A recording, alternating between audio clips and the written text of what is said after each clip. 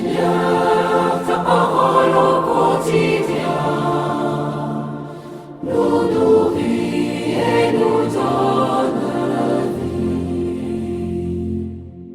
Seigneur, ta parole au quotidien nous nourrit et nous donne vie. Lecture du livre du prophète Jérémie, chapitre 17, versets 5 à 10. Ainsi parle le Seigneur. Maudit soit l'homme qui met sa foi dans un mortel, qui s'appuie sur un être de chair, tandis que son cœur se détourne du Seigneur. Il sera comme un buisson sur une terre désolée, il ne verra pas venir le bonheur. Il aura pour demeure les lieux arides du désert, une terre salée, inhabitable. Béni soit l'homme qui met sa foi dans le Seigneur, dont le Seigneur est la confiance. Il sera comme un arbre planté près des eaux, qui pousse vers le courant ses racines. Il ne craint pas quand vient la chaleur. Son feuillage reste vert. L'année de la sécheresse, il est sans inquiétude. Il ne manque pas de porter du fruit. Rien n'est plus faux que le cœur de l'homme, il est incurable. Qui peut le connaître? Moi, le Seigneur, qui pénètre les cœurs et qui scrute les reins, afin de rendre à chacun selon sa conduite, selon le fruit de ses actes. Parole du Seigneur. Nous rendons grâce à Dieu. Nous nourrit et nous donne vie. Heureux est l'homme qui met sa foi dans le Seigneur. Heureux est l'homme qui met sa foi dans le Seigneur. Heureux est l'homme qui n'entre pas au conseil des méchants, qui ne suit pas le chemin des pécheurs, ne siège pas avec ceux qui ricanent, mais se plaît dans la loi du Seigneur et murmure sa loi jour et nuit. Heureux est l'homme qui met sa foi dans le Seigneur. Il est comme un arbre planté près d'un ruisseau qui donne du fruit en son temps et jamais son feuillage ne meurt. Tout ce qu'il entreprend réussira. Tel n'est pas le sort des méchants. Heureux est l'homme qui met sa foi dans le Seigneur. Mais ils sont comme la paille balayée par le vent. Le Seigneur connaît le chemin des justes, mais le chemin des méchants se perdra. Heureux est l'homme qui met sa foi dans le Seigneur.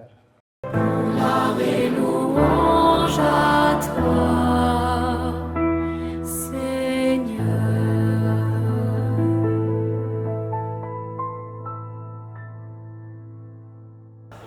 Heureux ceux qui ont entendu la parole dans un cœur bon et généreux, qui la retiennent et portent du fruit par leur persévérance. Gloire et louange à toi, Seigneur.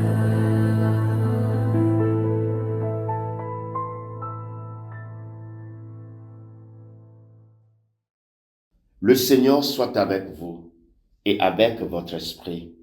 Évangile de Jésus-Christ selon saint Luc. Gloire à toi, Seigneur. En ce temps-là, Jésus disait aux pharisiens, « Il y avait un homme riche, vêtu de pourpre et de lin fin, qui faisait chaque jour des festins somptueux. Devant son portail gisait un pauvre nommé Lazare, qui était couvert d'ulcères.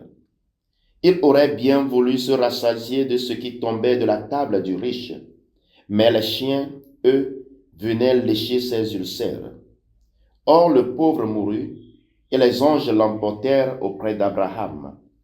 Le riche mourut aussi, et on l'enterra. Au séjour des morts, il était en proie à la torture. Levant les yeux, il vit Abraham de loin et Lazare tout près de lui.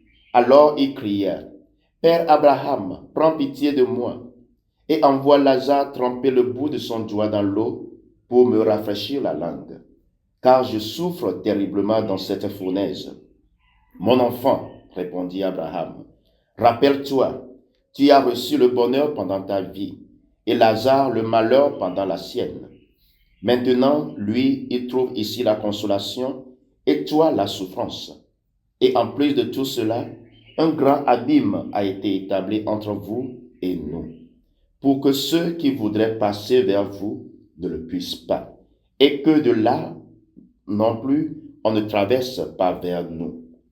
Le riche répliqua, « Eh bien, Père, je te prie d'envoyer Lazare dans la maison de mon père.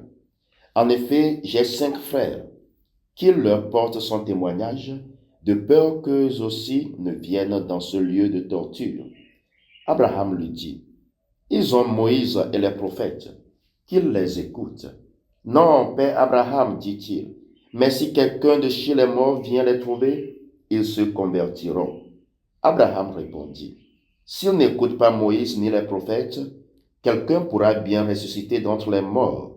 Ils ne seront pas convaincus. » Acclamons la parole de Dieu. Louange à toi, Seigneur Jésus. Gloire et louange à toi, Seigneur.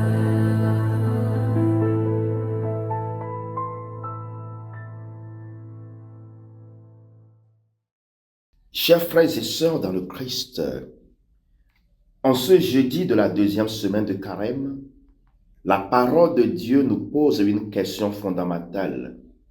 Où mettons-nous notre confiance? Dans la première lecture tirée du livre de Jérémie, le prophète est très clair.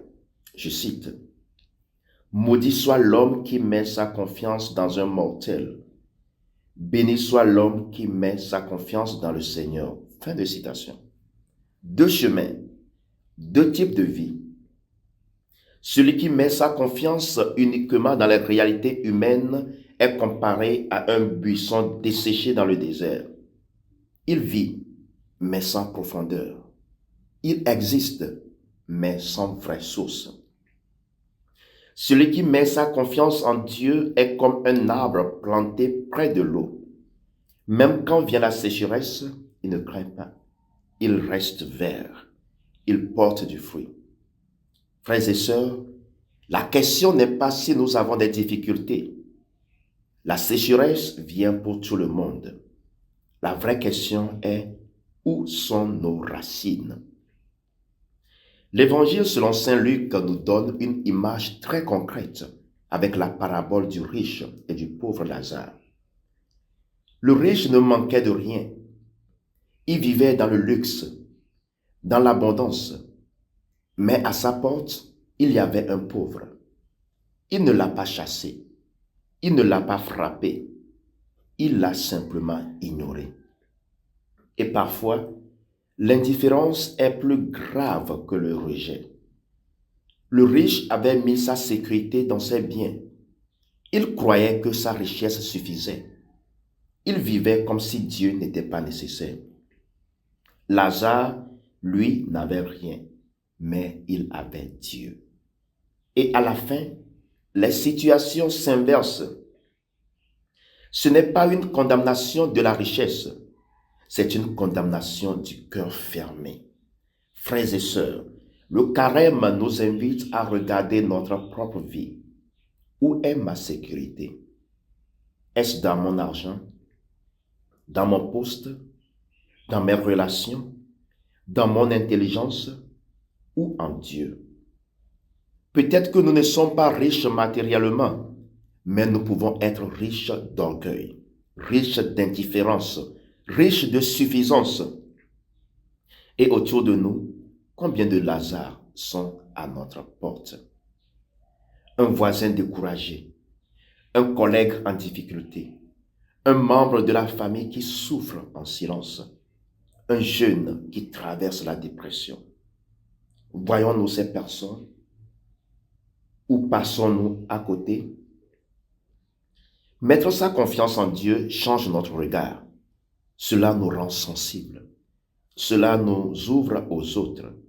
Frères et sœurs, le monde aujourd'hui est marqué par l'insécurité, l'angoisse, la peur de l'avenir. Mais celui qui met sa confiance dans le Seigneur devient stable. Il devient un arbre qui donne de l'ombre aux autres.